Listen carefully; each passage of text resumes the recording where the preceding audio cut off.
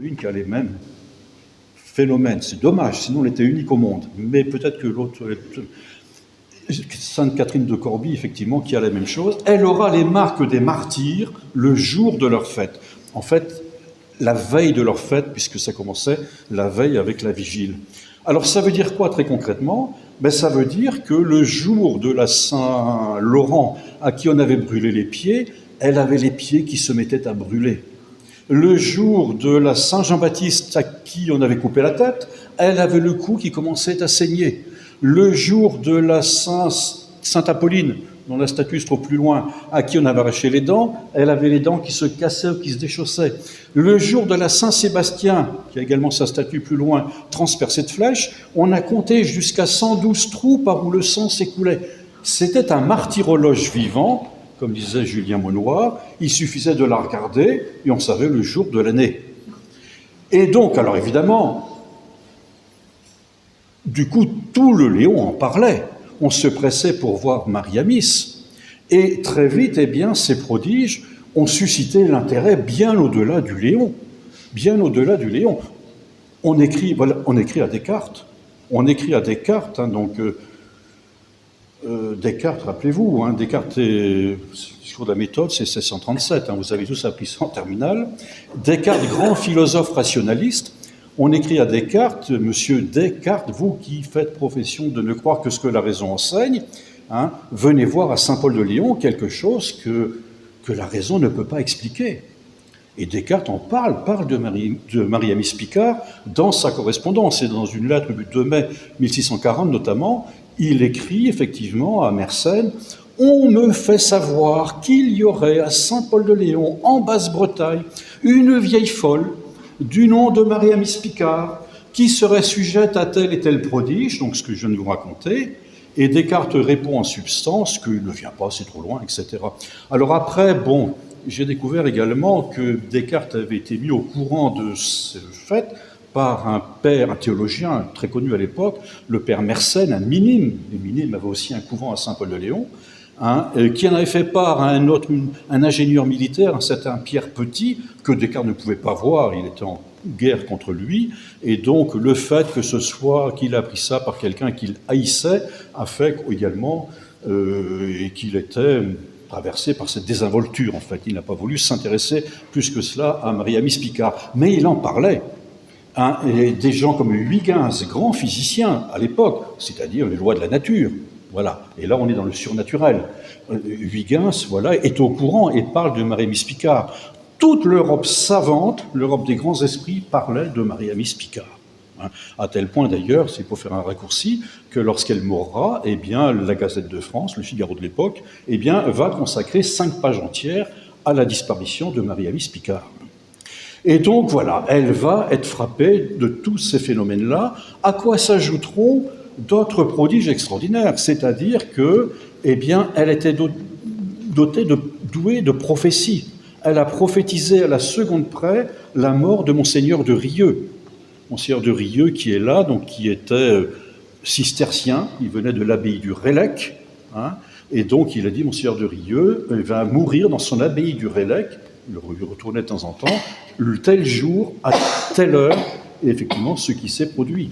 De même qu'elle pouvait dire à tel ecclésiastique, je vous ai vu à telle heure en train de réciter votre bréviaire à tel endroit et à telle heure, alors qu'elle en était distante de plusieurs dizaines de kilomètres.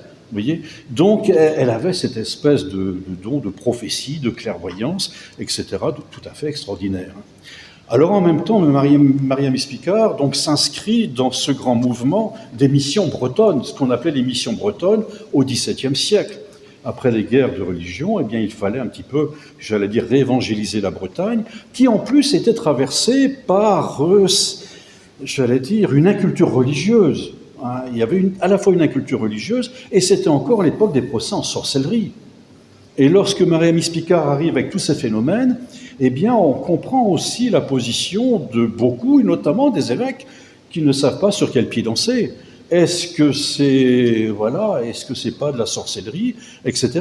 D'autant plus qu'elle fait état des assauts des démons, etc., Voilà, on est dans une époque où le merveilleux, l'irrationnel font aussi partie de la vie quotidienne. Alors, et puis il y a un tas de phénomènes. Elle se trouve au château de Quérôme, donc pas très loin d'ici, à Saint-Paul-de-Léon, où elle est invitée par René Dulouet, qui à l'époque est le propriétaire du château de Quérôme. René Dulouet, qui est vicaire général, archidiacre du Léon, qui deviendra évêque de Quimper. Et lorsqu'ils sont à table, voilà, que des tisons sortent de la cheminée, viennent frapper Marie-Amis Picard. Alors, bon, on dit que ce sont les démons qui s'en prennent à Marie-Amis. Enfin, tout, voilà. On est un peu dans un univers à la Harry Potter, mais c'est le contexte de l'époque. Et lorsqu'elle va mourir, eh bien, le 25 décembre 1652, le jour de Noël, eh bien, là, l'évêque qui était en place à ce moment-là, Monseigneur Henri de Laval de Bois-Dauphin, eh bien, va chercher la dépouille de Marie-Amis Picard dans sa maison avec un grand concours de population, avec tout le chapitre de la cathédrale. Et là, donc, elle va être enterrée ici, enfin donc derrière, près de l'hôtel qui aujourd'hui est l'hôtel des reliques de Saint-Paul-Aurélien, mais à l'époque, c'était un hôtel de Saint-Jean-Baptiste. C'est la raison d'ailleurs pour laquelle, quand on a refait cet hôtel, l'hôtel du Rosaire, donc on a gardé la figure de Saint Jean-Baptiste, qui était l'ancien hôtel qui se trouvait là autrefois. Et donc, lorsqu'on a repavé la cathédrale en 1869, de 65 à 69, ça a pris du temps quand même pour refaire tous les pavés, parce que le sol de la cathédrale était jonché de pierres tombales. On se faisait enterrer dans la cathédrale, soit dans les enfeux, les niches, soit effectivement comme ici. Là, vous avez par exemple la pierre tombale de quelqu'un qui était le maître de chœur du chapitre. Il a son bâton cantoral pour taper sur les enfants de la psalette qui déviait d'une note, par exemple. Eh bien, donc, lorsqu'on a repavé la cathédrale, on a gardé simplement 17 pierres tombales pour des raisons diverses, dont la pierre tombale de Marie-Amis Picard. On a rassemblé ces ossements dans une boîte en fer blanc, donc et on a, voilà, ces ossements s'y trouvent toujours. Et depuis, j'allais dire, là, il y a eu une vénération qui s'est instaurée, puisque jusque dans les années 1950, après-guerre, eh bien, on venait déposer les bébés sur la pierre tombale de Marie-Amis Picard, et en disant que, eh bien, si leur pas n'était pas assez ferme, eh bien, très vite, ils trouvaient à trotter comme des lapins le lendemain. Et dans le livre, j'évoque notamment les témoignages que Julien Monnoir, jésuite, donc, avait recueillis à son époque sur les miracles attribués à Marie-Amis Picard par son aide. Voilà, on demandait l'intercession de Marie-Amis Picard pour des rages de dents, pour une pleurésie purulente, j'en sais quelque chose, pour un tas de maladies, etc. Alors bon, voilà. Alors, j'entends bien que ces phénomènes-là peuvent heurter la raison à juste titre. Encore une fois, Marie-Amis n'est pas la seule dans l'histoire du mysticisme. Il y a des cas de stigmatisés, l'Église en reconnaît plus de 320 depuis saint François d'Assise, vous voyez, donc c'est une de plus, une de moins. Donc, en revanche, d'avoir les marques de tous les martyrs, pour l'instant, j'en ai trouvé que 2, dont Marie-Amis Picard. Les explications scientifiques qu'on a essayé de mettre en avant, c'est-à-dire les mutilations, l'autosuggestion, etc., ces arguments ne tiennent pas face à la réalité. Ce que nous dit Marie-Amis Picard, tout simplement parce qu'elle n'a rien écrit. Elle ne sait ni lire ni écrire, elle n'a parlé que par son corps, tout simplement. Vous connaissez le mot de Hildegard de Bingen, Dieu n'habite pas les corps bien portants. Donc, ce qu'elle dit tout simplement, c'est qu'il y a une autre dimension de l'homme qui est le plus que naturel, si on ne veut pas employer le mot de surnaturel. Ce que nous dit saint Paul apôtre, depuis le début du christianisme, c'est que l'homme est triple, ternaire, corps, âme, esprit. Ce qui fait que nous avons 3 vies, en fait.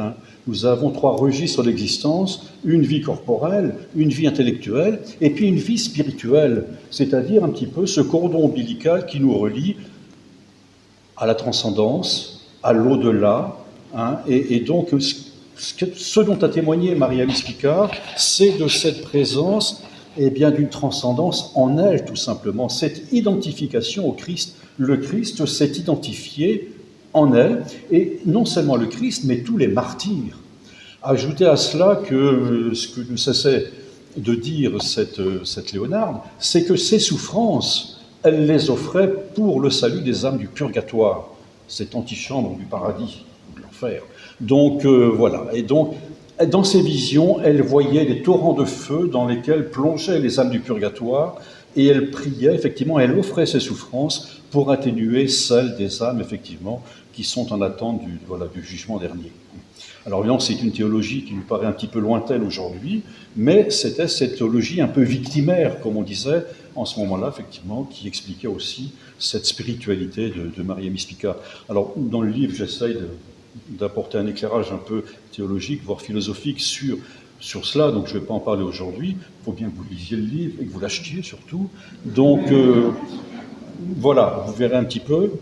Simplement, c'est une invitation à redécouvrir cette figure qui est encore sa maison natale, en tous les cas l'emplacement, parce que je ne suis pas sûr qu'elle soit née dans cet état. Là. Enfin, en tout cas, c'est le lieu. Hein. C'est le lieu, puisque tout à l'heure est passée une dame, elle n'est pas là, je pense, qui s'appelle, c'est incroyable, elle s'appelle Maria Mispica. Elle s'appelle Maria Mispica et de Guimillot. De Guimillot, oui, oui, oui. Elle ne pouvait pas rester, hein, mais elle a pris le livre. Elle ne pouvait pas rester, mais elle s'appelle Maria Mispica. Mais vous voyez, c'est assez extraordinaire. Hein. Et...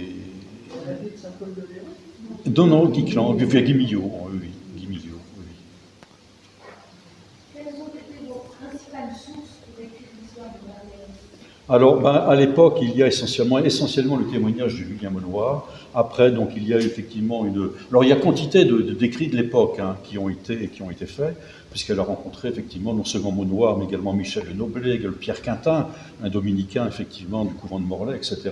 Donc, on a tous ces témoignages-là. Il y a Jean-François de Lamarche, alors qui n'est pas du tout l'évêque, hein, c'est pas Monseigneur de Lamarche, c'est un jésuite également qui a écrit sur Maria Mispica, et puis quantité de témoignages à droite à gauche, effectivement, de l'époque, au XVIIe siècle. Hein. Donc c'est un petit peu un résumé de différents aspects de sa vie. Et puis, alors, vous avez, alors, je n'ai pas le livre avec moi, mais vous avez le témoignage, effectivement, de l'évêque. L'Église reconnaît quand même, hein, reconnaît Maria Mispica, parce qu'effectivement, vous allez me demander, mais pourquoi est-ce qu'elle n'est pas béatifiée, canonisée? La réponse est très simple, c'est que, comme c'était une paysanne illettrée, personne ne s'est occupé de son cas. Si les Ursulines avaient, j'allais dire, insisté auprès de Marie-Amis pour qu'elle devienne Ursuline, en disant Marie-Amis, est-ce que vous ne voulez pas devenir religieuse? Bon, elle n'aurait pas pu refuser à la limite, hein. Quoique c'était pas sa vocation, et puis elle n'aimait pas être enfermée non plus, hein, voilà. Mais à supposer qu'elle soit devenue Ursuline, dans ce cas-là, les Ursulines, les religieuses, les filles d'Angèle Mérici, eh bien, auraient certainement instruit son procès en béatification et en canonisation, avec cet avantage attendu, voilà, qu'elles auraient pu dire, voyez, notre ordre fabrique des saintes. Voilà, ça c'est la première raison. La deuxième raison, qui est peut-être plus profonde, c'est que le propre des mystiques, car dans mystique il y a mystère également, eh bien c'est d'être en relation directe avec Dieu ou avec les saints, les martyrs, sans passer par la médiation du clergé. Ce qui fait que le clergé n'aime pas beaucoup ça, effectivement. Donc il y a toujours une espèce de soupçon, de distance, d'interrogation, qui en même temps est légitime. Hein. Voilà, donc ce qui fait que personne s'en est vraiment occupé. Mais à la limite, ça n'a pas grande importance. Hein. Elle peut être canonisée par la Vox Populi. D'ailleurs, le peuple du Léon l'appelait la Sainte. Hein. Ars Sanctes, on l'appelait la Sainte. Mais elle n'a pas été canonisée par Rome, bien sûr. Avait-elle un confesseur? Oui, elle avait des confesseurs, elle en avait plusieurs. Elle en avait des confesseurs, et d'ailleurs, ça lui a causé bien des problèmes, parce que, comme elle a changé de confesseur à un moment donné, au départ, c'était un père minime qui était son confesseur, minime dont vous avez quelques tableaux des minimes ici, hein, puisque quand on a supprimé les couvents à Saint-Paul-de-Léon, à la Révolution, on On a rhabillé la cathédrale avec des vestiges des minimes, des carmes, etc. Voilà, notamment un tableau qui représente Saint François de Paule. Et comme l'un de ses confesseurs c'était un minime et qu'après elle a changé de confesseur, eh bien le précédent confesseur donc a très mal pris effectivement ce changement de confesseur. Alors voilà, ça lui a entraîné bien des problèmes.